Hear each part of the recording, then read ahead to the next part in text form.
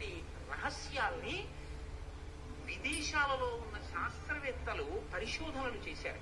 ఏ కారణం చేతనైనా బిడ్డలు కలగకుండా ఇబ్బందులు కలిగినటువంటి తల్లి పగడాల మాల అమ్మవారి పూజ దగ్గర పెట్టి ఆ పూజలో పెట్టినటువంటి పగడాల మాలని శాస్త్రీయంగా ధరించి 21 రోజులు ఒంటి మీద ఉంచుకుని ప్రత్యేకమైన పదార్థం ఒకటి ఉంటుంది, గోధుమని మధుర పదార్థంతో కలుపుతారు.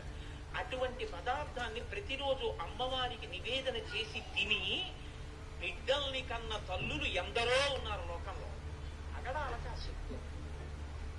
బిడ్డలు కలగని తల్లులకు కూడా బిడ్డలు కలిగేటట్టుగా చేసి గర్భమునకులో ఉన్నటువంటి దోషాన్ని తొలగించాయి. దీని మీద నాకు జ్ఞాపకం ఉంటే ఆ పేరు కరెక్ట్ గా డాక్టర్ జెరీ అన్న ఆయన, మన దేశం వారు కాదు, ఆయన ప్రయోగం చేసి నిజమే భారతీయ